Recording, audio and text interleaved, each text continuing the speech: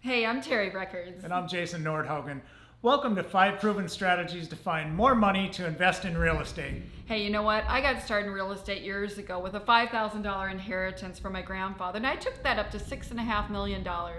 And Jason and I work with investors throughout the country, and we have helped over 3,500 people over the years build wealth with real estate. In addition, we've renovated and flipped over 350 properties. You know what? The biggest problem we see for investors, though, is that they eat their seed corn. In other words, they use all their cash and then they can't keep investing in real estate. They're stuck. They can't go on. Many aspiring investors are told they don't have enough money to get started, or they're misguided on how to use what money they've worked hard to save. Yeah, a lot of people think traditional financing is where it's at, and it's really important. It's one of the biggest tools to get started investing in real estate, but it's not the only strategy. In fact, Jason and I, we actually paid $60,000 learning private and hard money techniques, the secret sauce, right? And so, but you know what? Private and hard money is not as hard as you think, and it's available to everyone. And so those are great strategies to build wealth with real estate as well. Now, another technique is a self-directed IRA. You might think, I don't have a self-directed IRA, I don't have an IRA, but did you know you can use someone else's IRA, or you can use your own IRA to build wealth with real estate or find more cash? Now, leveraged assets, that's another tool. For example, do you want to re-leverage your property? Should you? Or can someone else leverage their property to find cash to help you invest? I don't know. It depends. You need to know how to do that in order to be strategic. Now, rehab loans, they're kind of fun, right? Because, everybody loves a rehab. I love rehab loans. Yeah, flip this, flip that, whatever. But you know what? The problem is you use all your cash, and then you can't go on. You can't keep investing. But did you know rehab loans are out there for you to use, and then you put the cost of fixing up the property in the rehab loan, and then you have more cash to go and keep investing in real estate. But these 5 strategies actually are the most important thing. They changed our life, right? Yeah, that's what got us going. It's actually the secret to our success. And we are really excited to share these tools with you and help you become successful with real estate. So let's get started. We're a married couple with 3 kids between us. That would be Adam, Jocelyn, and Nick, and a couple grandsons, Zeke and Drake, and they live in Minnesota and Wisconsin. Like we said, we've been in the business a long time to help thousands of people and renovated lots of property. But Jason did receive a historical preservation award from the City of St. Paul Architects for one of our projects we're going to share with you shortly. We've also renovated a Frank Lloyd Wright home in Two Rivers, Wisconsin, and that one was featured on the Fine Living channel. Now, we've also received many, many awards over the years because I've been in the business over 30 years. But one of them was being featured in the Wall Street Journal for being 96th in the nation overall agents. And so that was a real treat and a surprise. We were working really hard and didn't even know it was coming. We also own multiple businesses: real estate, property management, construction, coaching, those kinds of things. And if we weren't busy enough, I just finished my first book. It's about to hit the bookstores. Look for it. From $5,000 to $6.5 million. You can too. It's my personal story of how I took a $5,000 inheritance from my grandfather to $6.5 million. We're going to tell you a little bit about that today, but you can read about it in detail because there's some great lessons to help you invest in real estate. Our second book, Should You Rent It, Flip It, or Run, which is our signature piece, is also coming out soon, and I feature avatars of different types of clients and how they build wealth with real estate over time. So it's pretty interesting, and I hope you'll find it helpful in your real estate endeavors. Our biggest loves are being at our cabin in Montana. We love to spend time in the mountains, being outdoors. And Terry touched on our kids and grandkids. We go see them as often as we can. And of course, we have the 2 Labrador retrievers playing in the water. They're always keeping us on our toes. But one of the best things about knowing what we know is to be able to help other people achieve their dreams and goals through real estate. Yeah, you might be wondering, why are they giving us this information? And we live in Southwest Florida, and we have taught a lot of people, but we've had a lot of pressure nationally to be able to take our information nationally and help people wherever you are. People have paid thousands and thousands of dollars for coaching, and they're having a hard time getting it into play. I've actually worked with about 100, 150 people over the last few years in that kind of situation. And so that's what we're doing here today. So with us today, you're going to learn the power of traditional financing, the types of financing, and how to be strategic utilizing it. I'm also going to teach you the secrets to finding and using private and hard money. And as I alluded to before, we spent a heck of a lot of money figuring that one out, and you're going to get the secrets for free. Imagine that. Now, IRAs are another great way to find money to invest in real estate, and we're going to explore that. You're also going to learn how to evaluate whether you should leverage assets that you own or somebody else owns in order to invest, and how to use rehab loans effectively so that you keep your cash and you can keep investing in real estate. And if I accomplish this with you today, you will be in the top 1%. And don't make the mistake. 99% of the realtors and investors and loan officers, I've been in this business a heck of a long time. I've met thousands and thousands and thousands of people.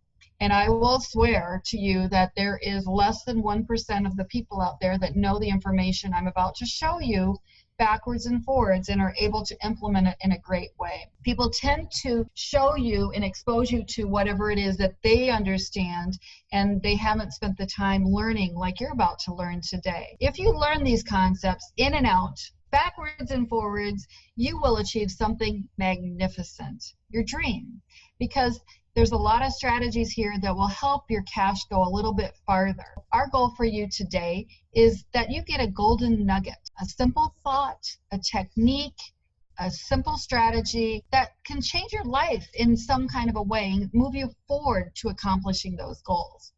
So stay to the end, and I've got a couple free gifts for you. And one of them is a sample template of a pre-approval letter for private financing. You need that in order to make offers if you get a private lender, and we'll talk a lot about that in the future. You're also going to get a link to private lenders that can be used for national and international investors. And that link is private lenders who do not know you. There's a difference between the ones that know you and the ones that don't know you. We're going to talk more about that. But what's your big why? Why is it that you want to get involved in real estate? Are you interested in paying for college, or paying for your kids' college, or paying off your debt from college, or any other debts? Maybe retiring? We're in Southwest Florida right now, and there's a lot of retirees here. And sometimes, you just need a little bit extra oomph in order to be able to go ahead and retire. Are you looking for a new business for yourself? Possibly a new home? You want some toys? Jason wanted to dirt track race, and he actually accomplished that along the way. Do you want a business to work with your kids or your spouse or someone else? Or how about a legacy? We ran into a gentleman recently, and he wanted to buy some investment property to secure a future for his grandkids. Met another young couple that needed investment property to pay for their kids' college in the next 7 years. So those are great, great goals, and those are great big whys. But you know what else happens when you have money? You can do some things and help other people. And that's really rewarding, to be able to contribute to other people's lives and change them in a way that you never dreamed you could before. So the biggest problem, some of the biggest problems, or common problems I see investors face is, how do I get started investing? And what's the best investment strategy? A lot of people will just call a realtor and say, I want to buy an investment property. And they say, well, why don't you just go call my loan officer here? And they say, how much money do you have and how much you make at your job? And here, you're qualified. If you want to buy this duplex, it's 25% down, blah, blah, blah. Or you're going to buy a house to live in. It's oh, you've got money in the bank. Well, you're going to save money if you go ahead and put 20% down. Well, if you have a bigger goal and you use 20% down on your single family personal residence, maybe you used up all your cash and you can't go on to the next property. So those are some of the problems, and a lot of times people don't know how to go about keeping their cash. Now, who else should be on my team, or how should I finance my purchases? How can I find more cash to invest? Most of us only have so much cash. How can I estimate the repairs of cost of the renovations? Or what kind of offer should I make on the property? Is now a good time? I saw the downturn, or it seems like it's a little slow right now, or it's too fast right now, or is it going to fall soon? Is it a good time to invest in the marketplace? Do you know how to do market timing? Other problems are tenant problems. How do I find them? How do I manage them? Or I don't have any more cash. What do I do now? That's called eating your seed corn. Should I keep my job or should I do the work myself? What's a return on an investment, or how do I calculate that? And what should I consider as a good cash flow amount for this property? Or do I need to get my real estate license? But by far the biggest problem I find early investors face is the lack of money. Or they have enough money to get started and they make their first deal, and after they've done their first deal, they find that they have eaten their seed corn and they're basically done. Don't let it be you. It's a dream killer. So what I want you to get out of today is to be open and embrace each strategy. And I don't want you to eliminate if it makes you feel uncomfortable. I know a lot of times when I start talking to people about private money, their eyes glaze over and they're like, well, I don't know anybody like that. I don't have anybody in my family like that. I don't know anybody like that. Well, if you act like that, then you're never going to know anybody, and you aren't going to attract the money to you. So we're going to show you what happened to us, tell you our story on that, and hopefully you can repeat the process and attract good things to you. So don't eliminate it if it makes you feel uncomfortable. Get uncomfortable to get comfortable. Remember, without pressure, a diamond is just a lump of coal. So you should be here today if you want something more in your life. You need more cash to invest. You are open to new ideas and willing to take some steps to achieve that ultimate goal. You're learning based and you choose to look positively at new opportunities. What we are not delivering today is any get-rich-quick scheme. We are not delivering one simple alternative to making money in real estate. Real estate does require hard work, learning, tenacity. Few people endeavor to make large sums of money, generally do. Most get lost from a lack of direction or inappropriate mentorships. None of the information we teach was taught to us in real estate school. It was learned through the School of Hard Knocks. We just hope to give you the concepts we've learned and embraced to help you be successful and avoid problems and pitfalls that we and others have experienced along the way. So therefore, we have a model that we teach you, and we're hoping you follow it so that you know, it took me 12 years back in the 90s to do this. Now, nobody was showing me how to do it. Nobody told me how. There was no books written on the subject, so it took me 12 years. Can you do it a lot faster? Heck yes. So let's get to it. So Jason, let's start with our personal story because I think it's kind of interesting, because actually I had only $5,000 when I started, and we were able to purchase lots and lots of properties, but that's by being strategic and figuring out how to get my seed corn back. So my story starts, I was a single mom, 1991, with 2 boys, and I found myself without a place to live. New in real estate, only been in the business about 3 years at this point, and so I had the choice. I could go to an apartment or I could find a place to live. Now, if you're in the middle of a divorce, it's really hard to get a loan. And if you're newly self-employed, it's hard to get a loan as well. So I didn't have many options. But if you're from St. Paul, Minnesota, you know that Summit Avenue is a heck of a nice place. Actually, it's the street that the governor lives on. And this is an 1889 brownstone. And my unit was the middle one that has a front porch there. And it went straight up, 4,000 square feet, 11-foot ceilings. And next door, where the bay windows are, is where F. Scott Fitzgerald wrote This Side of Paradise. So when I lived in this building, the tour buses would go on, stop out front and take pictures. And so my unit, you might wonder, well, if you're newly divorced, can't afford it, how could you do it? Nobody was trying to buy this property in those days. See, it had paneling everywhere and drop ceilings, and it was dungy and stinky, and the owners didn't want to take anything out of it. And I didn't need all the space, but I wanted a project. I knew if I just rented, I would be throwing my money away. Whereas I knew that the last few years when I'd watched real estate, that basically, even in a slow market, my house generally appreciated about the amount of my house payment every month. So I figured even if I didn't do anything to it, because I didn't have a lot of money, I would be money ahead in the end. It would probably go up in value. So I proceeded to go to work, and we lived in that house for a while. was close to my office, and so I had about a 2-minute car ride to my office. And so as a new rookie agent, I did what most people do, is I decided that I would work really hard, and then I decided to seek out those opportunities that no one else wanted. Because I was in my 20s and I didn't want to compete with the old agents in my office. Most of them were 10 or 20 years older than me at the time. So I went after condominiums and started talking to the banks. They had these condos that they couldn't sell, and they were about $20,000, $30,000 a piece. But they were tired because they were foreclosed, and they needed work, and nobody was buying them. And I said to the bank, I said, on an expired listing, I said, why don't you let me paint it and do the carpeting? And in those days, nobody was fixing up property like that. And I said, but you need to let me do that because condominium buyers want to buy a finished product. They don't want to have to fix something up, or they want to buy a house, right? So the lady said, okay. She gave me a listing. Of course, I did the job. And I started building on my successes. And next thing I know, I was known as the little condo queen of St. Paul.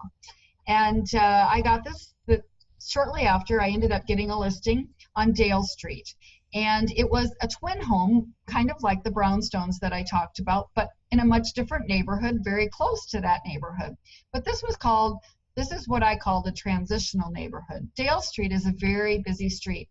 And there was a lot of crime in the area and a lot of low-income people.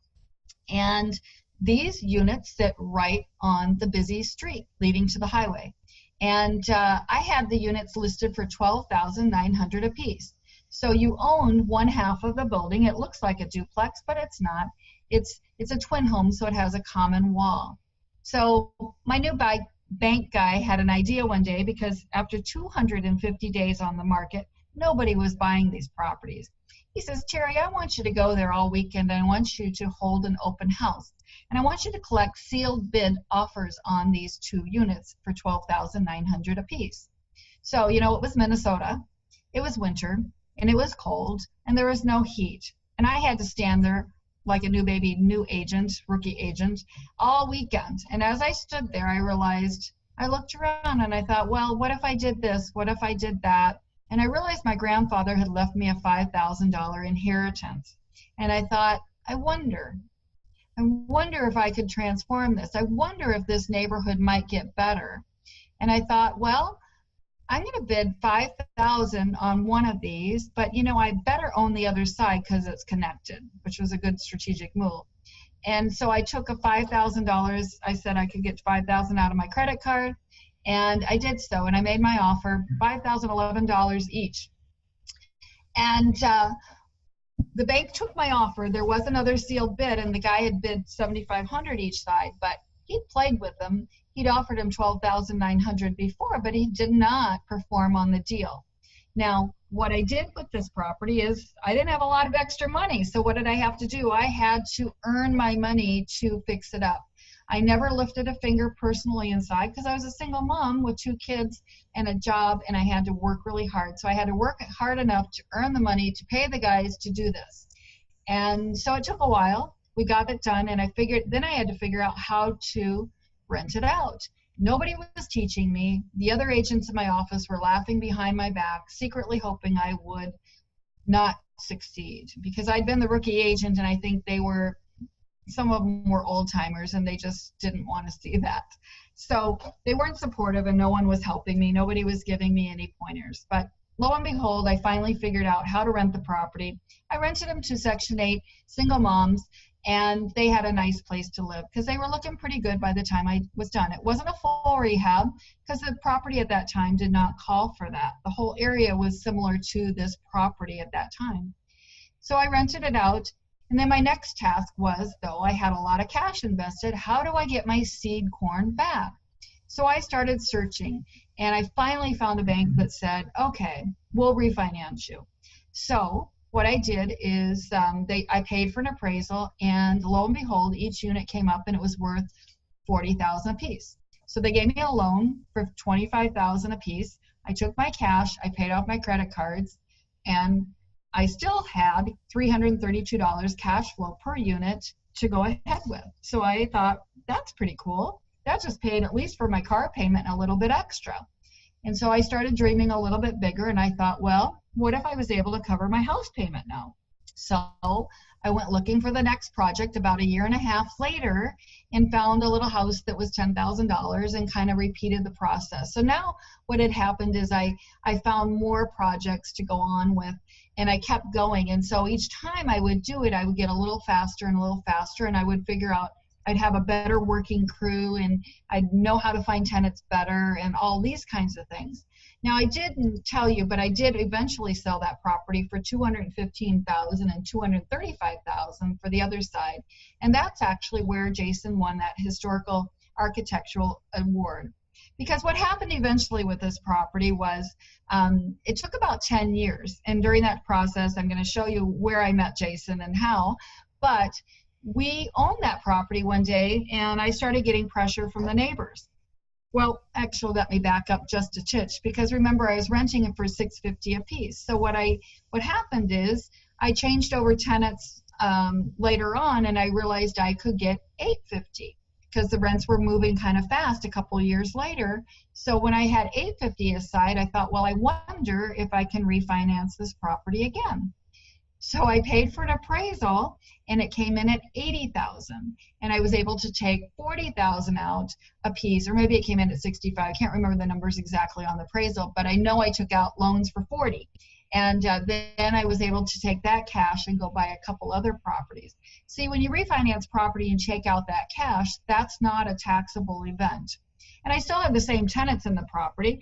Section 8 was still paying the $850 rent for a 3-bedroom.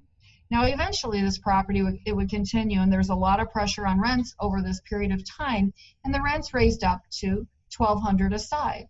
Now, I had to make a decision. Was I going to renovate the property and put a $1,200 a month tenant in there, which might or might not have been Section 8, I can't remember at the time, or do I go ahead and do my full renovation now? Now, this is an 1889 building as well, but it had 1960s woodwork in it. So if I was going to renovate it, I would want to do a full rehab on it at this time. But what happened is my phone rang, and the neighbor called and started complaining about the tenants. And it wasn't that justified. And what happened is I realized, I looked at Jason, I said, you know what? All of a sudden, the neighbors are complaining about my tenants. But you know what? My tenants are doing the same things they've always done. They're living the same lives they've always lived. The only thing that changed was the neighborhood. The neighborhood around them changed. Instead of my tenants fitting in, the neighbors didn't like them anymore because they didn't quite fit the way they wanted them to, which was not okay, but it was an opportunity. So we had the opportunity of renovating and increasing our rents to the $1,200 a month and keeping them there, or having the tenants move out and doing a full renovation. So what we actually did is we got a friend to buy the other 2 buildings. There were 3 buildings in a row, and we did a full renovation, and that's how we ended up getting those prices. Jason put back the architectural details that had been taken out over the years, and they were beautiful, and they were just absolutely outstanding. At that time, it was the first time people were using stainless steel and granite and that kind of a thing. And so anyway, it was really fun. Now, I wish I could make great deals like that every day. It just happened. But remember, nobody wanted that deal in the beginning. So deals sometimes are not what you think they're going to be. Sometimes golden eggs are hidden, and they surface later by the circumstances around things. So it's a really great lesson to learn on this property. So I continued down the path, and I bought more properties, and I had about 15 or 20 properties when one day my phone rang, and that call changed my life forever. And on the phone were my friends Mark and John, or my soon-to-be friends Mark and John, and they're newbie investors, and they had just listened to someone called Carlton Sheets. You old-timers might recognize that. But it was a program where people were listening and figuring out how to build wealth with real estate. I hadn't learned about it. I didn't even know who that was at the time. But they had called me on this triplex I had listed here on Fuller Avenue. And it was a side-by-side 3-bedroom and 3-bedroom duplex with an apartment upstairs. And I had it listed for $74,900. So I met them over at the property, and we started talking, and they told me what their goals were. And I said, well, yeah, I own, 15 or 20 properties that I had just done what they wanted to do. So they they were intrigued, and we started working together. They were my clients, and I taught them everything I knew. And soon we found that all of our energy together helped us all do better more quickly, and everything started speeding up. Until one day they introduced me to this gentleman, Jason, who affected my life. So you want to tell your story, Jason? I had just moved to town, and like Terry said, in that top floor of that property was a small loft apartment, and I was renting that because I moved to St. Paul to be next to my daughter, to spend time with her, and had given up a job at a cabinet shop and taken a job driving truck again, which for me at the time felt like a step backwards. I loved doing woodwork. I loved doing carpentry. So I was working at a job that I didn't really love, but it was a good paying job. And that's actually the same job that Mark had for his day job. But his extra job, where he was just making some money on the side, so to speak, was doing real estate. And he was buying properties that needed some renovation. He had me come over and do some renovating on my days off. I was making some extra money, and I really enjoyed that. That was nice. I really needed it because my credit I'd been working at that point for a couple of years to repair my credit, and I had no extra money. It was paycheck to paycheck, trying to get by. And as I worked on his properties, I got to see what it was doing for him and his life and his lifestyle. He was able to have a very secure financial lifestyle. He had things that I didn't think I could ever afford to purchase. You know, I thought I'd be driving my 10-year-old truck with 250,000 miles on it forever, you know, not a new one. And but I knew I had to do something to change my life. And I talked to a real estate agent trying to get approved for a property, and they told me, well, yeah, you're doing the right thing. You're repairing your credit, but you're not there yet. You're going to have to wait, you know, just stay in touch with me and we'll take care of you, you know, 6 months down the road, maybe a year down the road. When I told Mark about that, as I was working on his properties, he said, you know, you really got to talk to Terry. If anybody can help you, it's her. Quit talking to these other agents. Go talk to her. So we met. Terry brought me into her office, and of course, first thing she did was, what's your goals? What do you want to accomplish? And for me, I wasn't much of a goal planner, but I did know that I wanted to quit my job. I wanted to work for myself. I did not want to drive truck the rest of my life. There's nothing wrong with that, but I wanted to be a self-employed carpenter. And so that was my goal. And in order to achieve it, I wanted to do it through real estate and to replace my income that was generated by my day job with rental properties. She explained to me the different financing things that she's going to go through with you. They were all foreign to me. I'd never bought a house before. I didn't know anything about it, but I trusted that it could be done. Matter of fact, she said, let's go to my loan person. They're not all created equal.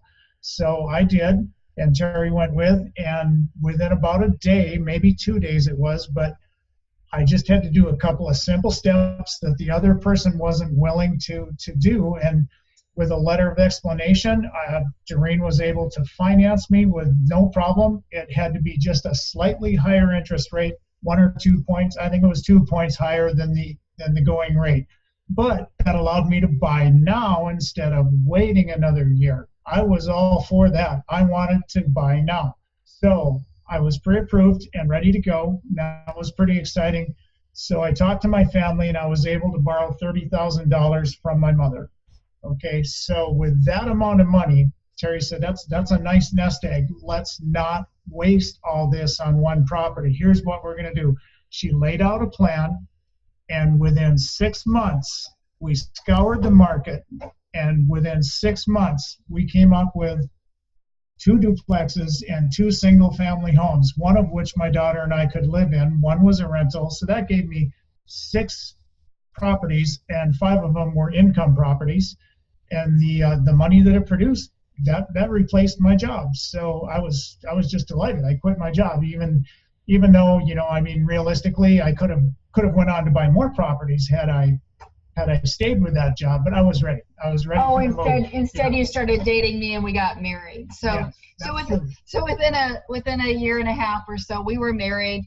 And the interesting thing was, so I told you I started out with 5,000 in 1991, and we got married March 6th, 1999. And so at that point, I know I was worth 850,000, and I know Jason was worth 150,000 from zero, like a year and a half before. Yeah. So on that day, we were worth $1 million, and that was our story. So so it kind of took me, without a model to follow, it took me about 8 years to get there, and I had to marry him to do it. Although I probably could have done it in another year or two on my own, but or another year maybe. So we did it. But the interesting thing was, the second million came very fast. The second million came the next year. So what I want you to get out of that is, when you get started investing, the first deal takes a lot of learning, and you have to be tenacious. And then after you get it down, everything else becomes a lot more simple. So when I'm working and I'm coaching people, I really want to get you to learn, lay a great foundation. Therefore, we can build on that and speed it up for you. I carried a goal sheet in those days, and when I met Jason, and it was my dream board, and I share that sometimes with people. But and I taken my dream board had 100 rental units on it. So we eventually got up to, guess what, 100 rental units. We did not get to 99 rental units. We did not get to 101. We got to 100. And that was 26,000 cash flow per month. And so it was pretty amazing. But that was what my goal sheet said. I didn't make my goal sheet any bigger. And along the way, other dreams came about and got fulfilled along the way. And you can imagine that it wasn't my dream to drive a dirt track race car. It was Jason's. And it was phenomenal. It was the best experience of my life. So we had a lot of fun with that. It looks like I got a really good tax write-off here with my name on the car. And we were 40 at the time, so the number on his car is 4D, because Jason humor, when you learn Jason, when you meet him, he has kind of an odd humor, and 4D is Jason's humor. So with that, what goes up comes down, and we saw this real estate depression coming. We had a lot of units. We were trying to diversify, and we actually invested in a lot of different states: Minnesota, Wisconsin, Montana, Mississippi, Florida. So we had it going on, and we were diversifying based on market timing principles. So we saw it coming. We changed our business, helped a lot of people in the downturn get out before it was too late.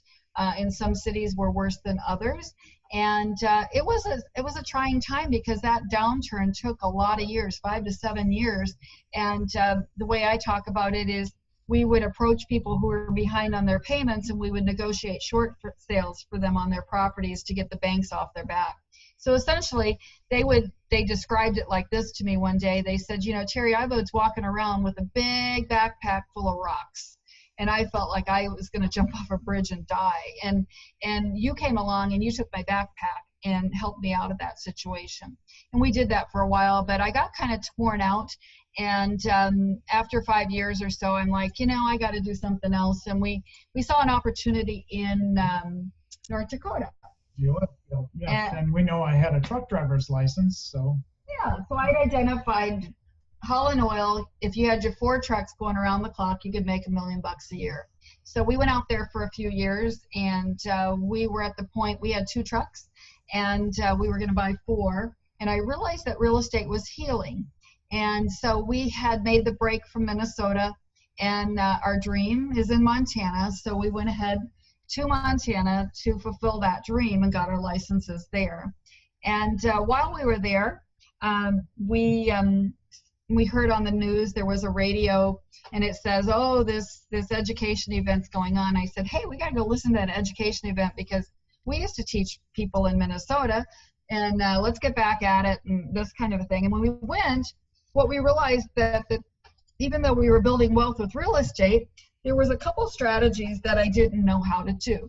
So I talked about earlier, I didn't have a mentor all that time when I learned those techniques, and we ended up hiring a coach that taught us how to do private and hard money. We knew how to do everything else, But you know what? If you need a tool, I didn't have nobody else was knocking on my door. I didn't know anyone else to talk to about it. So we did it. We did a few levels in a program, and it was expensive. And so I don't think it's necessary to spend that much money to learn that at all. But we did learn new strategies, and that was private hard money, which then we evaluated our marketplace where we were at in Montana at the time, and we realized that we just put roots down there, and there weren't enough deals to make me happy. I like a lot of things going on. Jason's a little bit more of a simple guy. And so there were only 35 houses in Montana in foreclosure.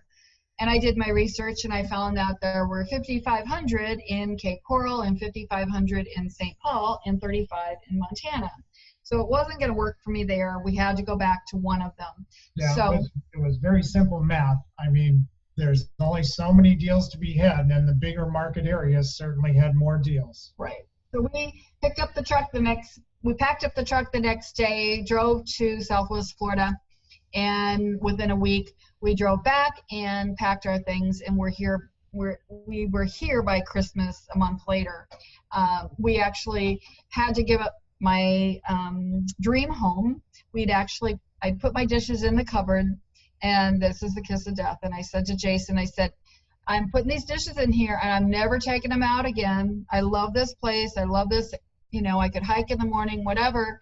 The kids are going to have to take my dishes out of these cupboards when I die. That's how long we're going to be here. Of course, we were moving like a month later. So sometimes you have to give up something in order to achieve something bigger that you want, right?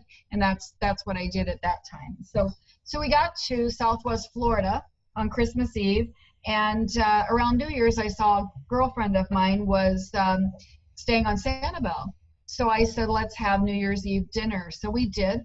We shared our goals, and we stated what we were doing in Southwest Florida, and they were impressed. And that was how we attracted our first private lender.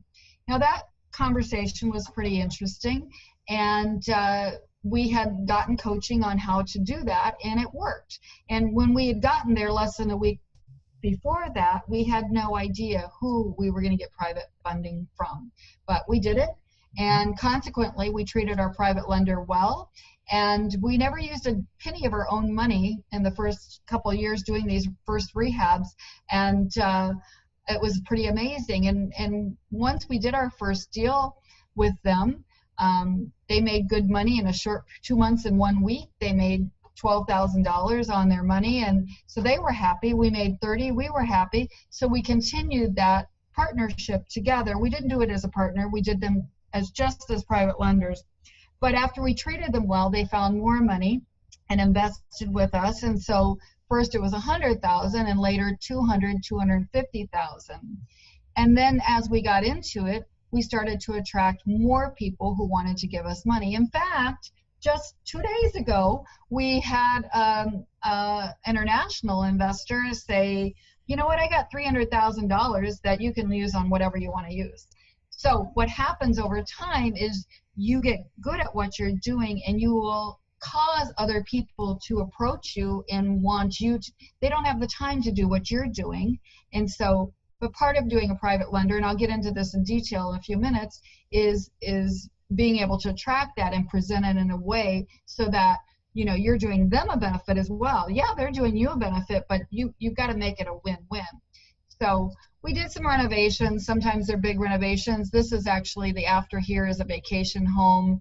The before is a picture where we opened up this kitchen. It was a 60s kitchen and made it nicer. Jason put in some nice kitchens, and this is a low buck renovation home. We did add pools on to a few homes during that time period because the market allowed for it. It actually, by studying the market, we could see that there was enough increase in value by putting a pool on to make it worth doing. Yeah. Sometimes just staging a property can make it look better. This is just staging. Can you actually want to pay more for the second picture than the first, and it's the same property? All we did was stage it. So all these kinds of things, again, some kitchens. But let's get into the meat of the matter, and that is the 5 proven strategies to define the money. So number 1 proven strategy is the power of traditional financing. Now, I told you my story because I wanted you to get the principal residence thing, because there's two games you need to be playing to build wealth with real estate, and that is, in my book, it's called the principal residence game, and then the investment game. And the nice thing is the IRS is very, very good to us on our principal residences. In the olden days, when I was growing up, you had to buy a bigger house each time you sold a house. That's not the case anymore. And now you can sell your house 2 of the last 5 years. You should always check with your accountant and not pay any tax as long as you didn't have rental income with that property and didn't depreciate it. So that's interesting, because that means you can have a gain of up to $250,000 as a single person every time you sell it in those respects, and not pay any tax on that money. Up to $500,000 as a couple. Interesting, huh? But if you move over to the investment arena, if you sell that house, you're going to pay dearly, right? So there's also benefits to the principal residence game in the fact of the down payments are less. So what I tell my investors is, I don't want you to be married to your principal residence. I don't want you to totally love your principal residence as I did my place in Montana, because that's dangerous, because you don't get to play the principal residence game then, which means you fix it up, you sell it, right? You find something that makes you extra money, and then you move on, right? So the benefit for saving cash with these programs is an FHA loan. These loans are called conforming loans. They conform to Fannie Mae and Freddie Mac guidelines. An FHA down payment is a 3.5% down payment generally. Veterans have the best gig in town. It's a 0 down payment, and there is no mortgage insurance or private mortgage insurance on veteran loans, the VA loan. So if you can qualify VA, by my goodness, we're going to go VA first, and maybe later on, if we convert that VA principal residence into a rental later on, we might go FHA on our next property a year later. So that's a really good game if you're playing the principal residence game, yeah? Get in, 0 down, then rent that property out. Your VA is tied up, so you can't do VA again because you rented it. You still have a mortgage. Then we go and do the FHA game, 3.5% down, okay? So maybe think about this. What if you did a duplex? You do a duplex, then you got rent coming in. Boom, we go do a duplex again, right? Don't be married to your principal residence. We go do it again. Now you got 2 duplexes, and you only put 3.5% down plus closing costs. Pretty cool. Now what can you do? You could go get another duplex, or you could buy a single family house. But how are we going to do it now? Because you can only have one VA loan or one FHA loan, right? Well, we're going to do it with what's called a conventional loan. For owner-occupants on the conventional side, these are still conforming loans. They are 3 to 5% down. If you're very strong, it'll be a 3% down payment. If you're a little bit weaker, not quite as much, the income, anyway, it changes a little bit. It could be 3 to 5% down payment. Now, conventional loans have something called private mortgage insurance with them. If you have cash in the bank and you go to just any old realtor and any old loan officer, and you have a lot of cash in the bank, I would venture to guess 85% of the time they will tell you, hey, you're going to save money by putting 20% down conventional, because by God, you are going to save private mortgage insurance. But you know what? If you're an investor, talk about your seed corn. If you spend 20% down as an investor, as a homeowner to buy that property, you just ate a bunch of your seed corn. You're getting in trouble. You can't go on and be an investor now, right? So don't let them sway you that way. We had a client call us up. He was a physical therapist. He had spent a couple of years ago now. He was making over $125,000. His wife was making a lot of money too. And he was trying to rent a property from me for about $2,400 a month. And I looked at him and I said, why are you renting a property? It's actually easier to buy a property than it is to rent a property, and cheaper too. And he says, well, I don't have 20% down, or I don't want to put 20% down. He actually had it, but he didn't want to put it down. I would use all this cash. And I said, why? Who told you had to put 20% down? He says, my realtor. I'm like, are you kidding me? This is ridiculous. So that guy, he lost that sale. So I ended up selling him a over $300,000 direct access waterfront pool home. And anyway, so with 3% down conventional, pretty cool, huh? So You have to be savvy, guys. So now as an investor, investors have to put a little bit more down payment. Now, a single family, it's possible to get a 10% down investor loan if you're super strong. And multifamilies for an investor, generally at 25%, maybe 20% if you're lucky. If you're thinking about a second home, maybe a vacation home or something like that, maybe do some vacation rental in it too for part of the year. 10% down payments are kind of the norm if you're a strong buyer.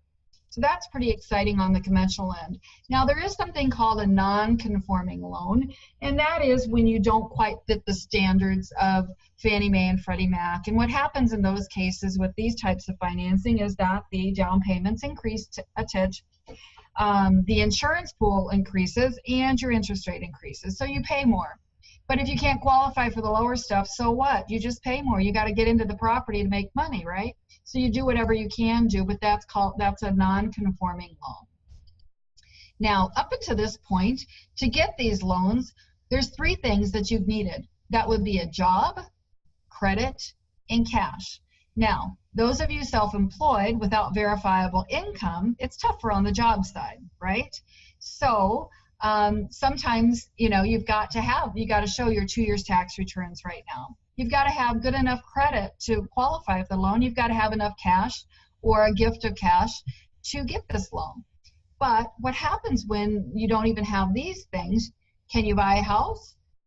Yes, you can. That's when we start implementing these types of strategies. Now, private and hard money financing really needs to be for investment property. There's something called the Dodd-Frank Act that basically there's some penalties for people who lend out money like this, and there are two homeowners that live in properties. It's dangerous. So most of the lenders require private and hard money to be put on investment property. And a lot of times they make you do it in your LLC or your corp. It can be done personally too. It just depends on who it is, whether they're going to allow you to do it. But let's talk more about private money. What I want you to get out of this is that private money it's about anybody. Anybody and everything can, like my German friend the other day, he can be my private lender, right? It could be anybody. It could be my neighbor. It could be my brother. It could be my sister. It could be anybody, right? So in a private money loan can be done however you want. So the terms are whatever you agree on, right? You can pay it back on a 30-year term. You can pay interest only. You can have no payments and interest to accrue and be paid at a certain period of time. You could have a due on sale clause where it is paid, you pay so much now and then you pay it off in 3 years or 7 years, or you amortize it over 7 years. It just depends on what you're trying to accomplish. Now, how to find it is different. So there are those people, like I said, who know you, like you, and trust you. And those people, for private lenders, you're going to generally get a little bit better deal out of. And then there are private lenders who don't know you at all. For example, my friend who we had dinner with knew us, liked us, and trusted us. So we got 100% financing plus the cost of the fix-up, right? You don't always get that. We had earned it, right? Because they knew us with time, and we were able to do that. But I did attract another private lender from Canada. And that private lender, he interviewed everybody about us and checked out our work and all of this. And then he said, well, I'll give you 70% of the purchase price and 70% of the rehab. So that's interesting, but I needed cash to do that. So what I did is I went back to my private lender who knew me and liked me and trusted me and said, will you be willing to go in second position so I can do my no-down deals this way? And they said yes, and we did it that way.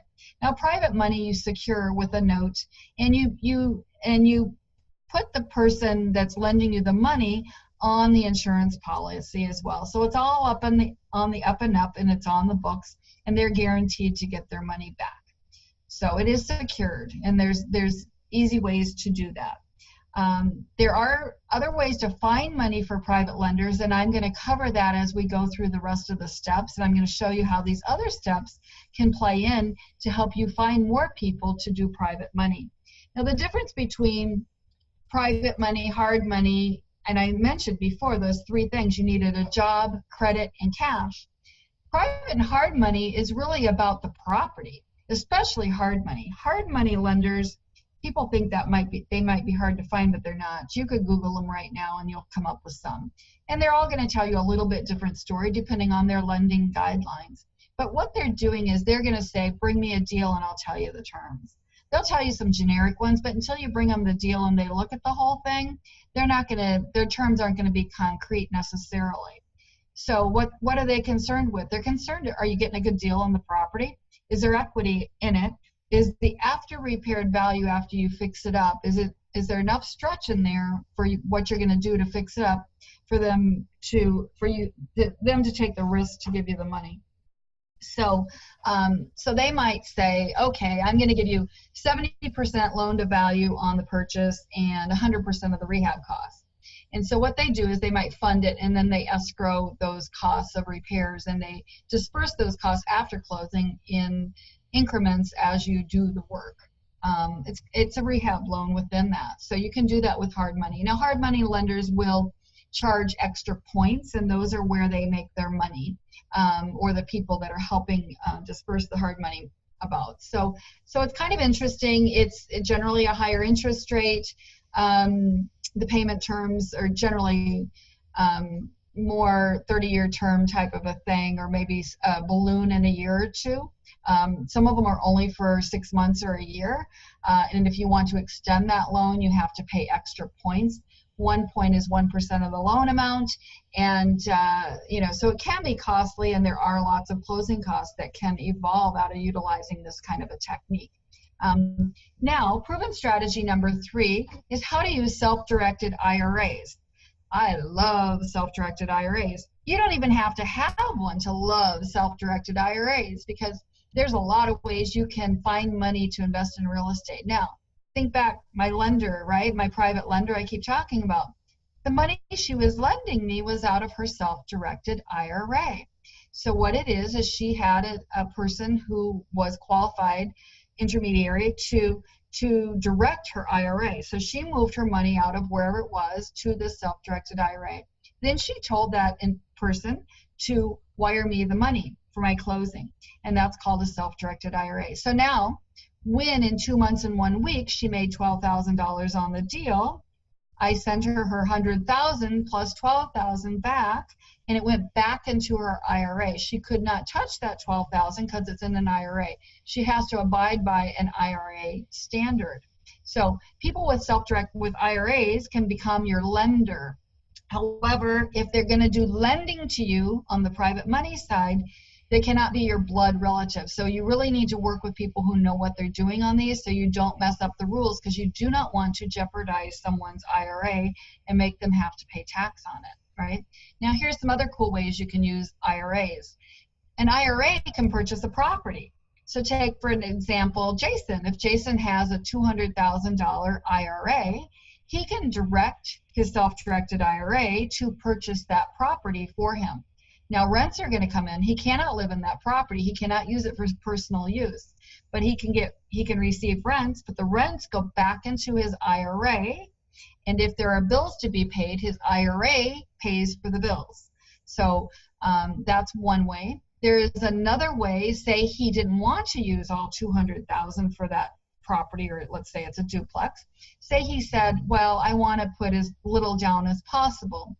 Then he'll come up with something called a non-recourse loan. And it's a different loan than we've talked about tonight. And this is actually an extra bonus that I'm throwing in. And so non-recourse loans, there's a few lenders around the country right now that will do them. Before the downturn, it was really hard to find one because I think they knew it was coming, right? So it's kind of safe out there right now. But the difference, a non-recourse loan, the lender cannot sue you in case of default. Other lenders can. Sometimes, depending on what state you're in, they can just take your property. But like in Florida, they can decide to sue you if they want to. They typically don't, but they could. Okay, we're a judicial state. So Minnesota is not. Minnesota is a advertisement. They do it by advertisement, and they're not a judicial state. So it kind of depends where you live. But anyway, so how Jason could do this is he would say to these non-recourse loans, say, tell me what the terms are. So each one's different. They might say, okay, we're going to give you a 60% loan to value, meaning you put 40% down of your IRA, and then we'll give you a loan, and it's going to be a higher interest rate. And depending on how they feel about you, the terms will be all different, right? And so you decide whether you want to do it, if your numbers work or not, but that's one way to do it. Now, you can use buy properties with IRAs another way. Say Jason has an IRA and his daughter has an IRA. They could both go and buy a property together with their IRAs.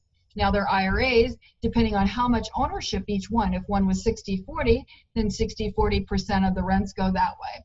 60-40% of the bills and all of that. All the money goes back into their IRAs. You can also do it. You can have an IRA buy a property, and he could do it, and I could buy it with cash on my side, right? And so depending on our percent of ownership, I would put my cash in, and he would put it cash in from his IRA, and it would get split as well. So that's pretty cool. So remember that these sleeping IRAs can become your private lender, and you have to figure out ways to use them, right? But they can't, for being a lender, they can't be somebody blood relative to you. So a lot of times with private lending, what we do is we teach you how to build a credibility package and really teach you how to present yourself. And it's all about mindset and how you're going to attract that private money. There's really a science to it, and that's what we teach our investors. So with that, let's move on to proven strategy number 4, and that would be the power of leveraged assets. And I described that a bit, and I kind of gave you that example in my presentation on how I built that first property up over time. I had to decide, should I put an extra loan on this or not? And when my rents were raising up, I could afford a little bit extra payment because my rents supported that, right? But there was a time and a place after 9/11 and everything got kittywampus in the United States for a few years there. Values were going way up, and all of a sudden the rents weren't raising as fast as the values. And so when that was the point where I was getting really, really uncomfortable, and that's when we started looking for other places to invest, because it wasn't going, the rents weren't rising with the prices, and it got so bad that in the entry-level housing, meaning where your general people buy, the average person can buy an average house, the payment they were making for that house was significantly higher than what you could rent it for. So if there was a problem in the housing market, they couldn't rent it and cover their payments, so therefore we were getting in what I call the danger zone. So you want to be able to evaluate, is it a good thing to leverage your asset or not? Now, your principal residence is a great place to find cash for leveraged assets, because the money that you borrow against your principal residence is generally a low interest loan, like I showed you earlier, those traditional financing. You could put a traditional loan on it, but you would have some closing costs if you went FHA or VA or conventional, right? Now, if you don't want a lot of closing costs, another secret you can do is you can use a home equity line of credit. And in using that home equity line of credit, a lot of them don't charge you closing costs if you keep that home equity line open for at least a year. Some of them might charge you some, but the interest rate's pretty low. You may choose whether you're going to pay principal and interest or just interest back. So it's kind of, and it might be revolving on just how much money you use. So if you're using this money to invest with real estate, maybe you use $50,000, and then when you're flipping the property, then you pay it back, and then when you pay it back, you don't have to pay the interest. So it's a revolving account. So it's kind of a great thing. So it could be your principal residence, or if you know anyone who has a principal residence paid off or a lot of equity, they could do the same, and they could be your private lender, and they could be your blood relative, because now we're not talking about an IRA, we're talking about just money, right? So if somebody needs more money to live on, this is a great thing. So I like to tell this story. My grandmother, bless her heart, she's passed away now, but before she died, when we had some money at the time, and so we would always send her $300 a month, and I loved it because she would brag about that she would ride with the seniors to Nashville here and there and all of this. Once I gave her that $300 and she got used to using it, her lifestyle changed, and I couldn't take that away again because she was used to it, right? But think about this. Think about the people you know. Maybe their house is paid off and they're on limited income. Perhaps they could leverage their house, take out a home equity line of credit, right? And their interest rate on that might be, let's say it's 4%. Maybe they lend you that money at 10%. Well, there's a difference of 6% there at 100,000. That'd be $500 extra a month somebody could live on. Now, if you do that with someone, you need to know that they have on a home equity line of credit a payment every month. So if you're doing that, you don't ever want them to worry about whether they're going to receive your payment or not. You need to be a week or two early. You need to be early on your payment so they never wonder. You never want them to have an anxious moment, because they won't ever do it again with you if they ever have an anxious moment. Now, here's another interesting thing. I didn't put it in. Another extra bonus you get today is something called a reverse mortgage. So if anyone you know is 62 years old or older and their property is paid off or close to being paid off, it's possible we could use a reverse mortgage. It's not just for those dang gone old actors on TV that you see and it says, oh, you're going to get a payment per month. Yes, you can do it that way, but think about a reverse mortgage this way. For example, let's say Thelma's got a house and it's worth $300,000 and she owes $20,000 left on it and she's 65. So a reverse mortgage, if she's planning on staying in that house the rest of her life until she can't stay in the house any further, she's not going to move anywhere else, a reverse mortgage is a good thing because there are no payments required on a reverse mortgage. She doesn't even have to qualify for the loan. The only thing she has to be able to show that she can qualify for is the taxes and the insurance that are payable on the house. So that's pretty cool. But they don't give her the full $300,000. My guess is they'd probably give her about $150,000. Now, on a reverse mortgage, she's sitting there, what did I say, a $20,000 balance. They would pay off her $20,000 balance on her principal mortgage currently, and then float that into her reverse mortgage. Now, certainly, she could say, just start sending me some payments. And if she takes those payments and she doesn't pay the interest, now these are FHA loans, so they have standard interest rates on them. If she doesn't pay that interest off each month, of course the balance goes up because the interest is there, right? But they're very safe and they're monitored by FHA to protect the consumer, right? So the other thing, that's the common way we think about reverse mortgages. Now, what I want you to wrap your head around now is we've got all these baby boomers and they're all 62 or older almost. And so what could happen next is, say it's that 300,000, it's 150,000.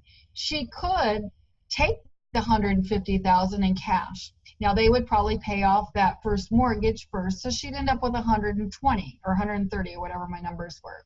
130 cash. Now, what can she do with that cash? Anything she darn well pleases. She could become your private lender, right? So she could lend you that money at 10% interest and then pocket that money. Now, she's paying interest on that 150,000 at the FHA standard, whatever she got on the loan, 4 or 5%, whatever. But a reverse mortgage does not require the person to make payments on the interest until they move out of the house for over 6 months. So that means you die and move out of the house, or you go to assisted living and you're gone for over 6 months. Now, if she has a husband and he lives in the house for the next 30 years, he doesn't have to make payments back until he moves out of the house for over 6 months. It's a pretty cool system. So check it out. People aren't using that as well as they should. Now, you can leverage other people's property, as I said, and you should be real careful in figuring out whether you should or should not leverage assets. You don't want to do it in the wrong way. Lastly, our fifth proven strategy is how to effectively use rehab loans to conserve your cash and keep your seed corn to yourself. Now, rehab loans are pretty cool. Talked about that FHA product, that VA product, and conventional product. All of those houses that you're going to live in, you find a dilapidated house like this, looks like it's up north, you can do an FHA 203K on it. And that means you say there's $35,000 or less work that needs to be done on the property. from painting the floors, furnace, roof, outside, inside, windows, whatever you want it to be. You can't add a pool, you can't add a structure, but you can do a lot of repairs on the FHA side. On the conventional side, in Southwest Florida, you could add a pool even in there. So it's pretty amazing. And on the conventional side, you can go above that price, you can go up much higher in the amount of repairs. So what happens is they float the cost of those repairs into the end loan. So let's say the house is $200,000, it needs $50,000 worth of work. You qualify for a $250,000 house. They make you put on FHA 3.5% down payment on $250,000. They escrow the $50,000 and put it in a holding account, and then they let that go as you do the repairs, and they release it as per the contract that they have with you. It can also be done for investment property. Right now, it can investment property is not FHA or VA. However, conventional does have a rehab component, but only for single-family houses currently. That may change in the future. Now, investment property rehab loans are done, but we would go in the non-conforming arena or out to the hard money lending process in order to find that, or private money. So it's definitely doable, and a great way to conserve your cash, because what you don't want to do is make your down payment for the house or pay cash for the house and then have to put all that cash into it. Now, if you do that, maybe you refinance it afterwards, or you wait 6 months or a year so you can get a new appraisal and appraise it at the new amount. So there's a big game, lots of ins and outs with all of this. And so I want to know, is knowing these 5 proven strategic financing strategies enough to help you accomplish your goals in real estate? Well, that depends. Have you mastered all of the following techniques? These are the things. I mean, I know how to do these things forward and backwards, inside and out, right?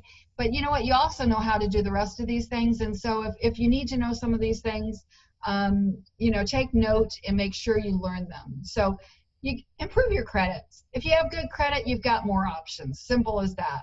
Use strategic financing as backwards and forwards all the time, and figure out how not to eat your seed corn, right? You also need to know how to calculate returns on investment. Utilize tax-deferred exchanges. Understand the anatomy of a home and the components of a rehab project.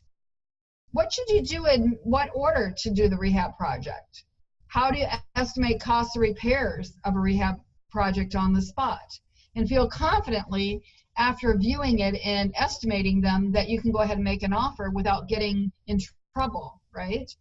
You should also know how to evaluate the marketplace and which technique you should use based on the current market timing principle. Are you positive that it's a safe time to invest? Different types of investment strategies are better in different time periods, meaning in the market cycle, absorption, expansion, the decline, and you can do it in all times of the market. You just have to know where you're at in the market cycle and which technique is best, right? So you need to also be able to identify multiple investment strategies. So at least you can't just say, I'm going to buy a property and this is it. You can, but if you have, a lot of times the best money we've made has been, we went in and we thought, I think we'll just rent this one, and then we get to the end of the project and we're like, let's sell it now. And it turns into a good flip, but it wasn't something we bought that way. Or even like that first property on Dale, you just don't know. You need to know how to evaluate the marketplace and how to use which technique based on that. So as I said, so you also have to have the right team of players. Need to know how to interview people, hire them, fire them. Oh, did I say that real loud? So we need some great workers in Southwest Florida, let me tell you. You need to know how to deal with contractors and how to protect yourself. There's some documents that you need and can easily protect yourself, and how to manage your team. And tax-related principles. If you don't keep track of your receipts and you don't know how to use tax-deferred exchanges, you will end up paying a lot of tax. There's a spreadsheet that I run on all our properties, and I know exactly what my adjusted basis is. So I know what property I should do. I keep track of my total returns on investments so that as my total returns on investment decrease over time, I know which property I need to sell. It's not related to anything but money and earning money on money. So you should know how to establish fair market rent with your tenants, how to screen them. You should know the components of a lease. You should know whether you should hire a property management company. Sometimes it's good to figure things out on your own. Sometimes it's better to have somebody else manage your asset for you if you've got a lot going on and you don't have time or you're not present. You should know how to minimize the risk you have for a lawsuit with tenants. You know, people who do things out of emotion or don't cover their butts well end up getting sued. Anybody can sue anybody for any reason at any time, and if you get caught or somebody accuses you of discriminating, you could lose that asset and everything else you own. It's that simple. It's very, very simple, and it'll happen. So we've put in some strategies with our leases and our evaluation so that it's more objective than subjective, and you know, we would do better in court if we had ever got accused of anything, which we have not. But yeah, so anyway, with that, I want to tell you about our gift for you. And our gift for you is simply this: we've set a time aside for you to speak with you personally about your real estate investment business. You could be a novice or an experienced investor wherever you're at in your career, and this is free of charge. And you've been seeing our address at the bottom, and it's Terry with a Y, and I'm not a guy, and jason.com/apply. And so this call is really just to explore your dreams and your goals, identify any potential roadblocks or problems you might be facing in your investment career, and talk about strategies. It's all about strategy. It's not as simple as just going and buying a property. You're never going to get anywhere if you don't really know where it is you're going and how to get there, right? We're going to create a plan for success. And so if you have a dream or goal and you're willing to take steps to achieve it, and you're open to new ideas and feedback from others, and you're coachable, and you're willing to take steps to invest in your future, and you've heard some concepts that resonate with you here today, maybe you feel compelled to speak to us. We'd love to talk to you. Just go to this address, and it's going to take you directly into my schedule. And you're going to see a time, you're going to click the button, and that fast you're just going to be on my schedule, and we're going to connect and talk about those things. And our final gift, as promised, is our pre-approval letter for a private lender. It's really nothing fancy. It just kind of gives you the outline. You create your own, put it on letterhead, and then if the seller or agent requires proof, then you get a bank account statement from your private lenders to show that they have it. But simply, most of the time, I've gotten my deals done just by using a pre-approval letter like this. The link that I have for your private lenders is that link that I said is private lenders that don't know you, because they don't know you if you're linking in, right? So this group has been assembled, and they will give loans out, and they're actually not real high interest. I mean, they're like in the 6s or 7s. I don't think that's high. And depending on the terms, they will require a down payment, maybe 50%, 60%. I don't know. It's a negotiating thing. It's private lending, as I said. So those are because those private lenders don't know you. There will be others that will do different deals with you, but you know, you're going to pound the pavement to go find those as well. But this gives you a start, so you don't have to pay total cash for a property. So go ahead and apply now, and terryandjason.com/apply. And we really thank you for this opportunity. We love exploring your American dream. Let's discover it together. I want to thank everybody for coming in today and checking us out. And we look forward to talking with you soon. Thank you. All right. Take care.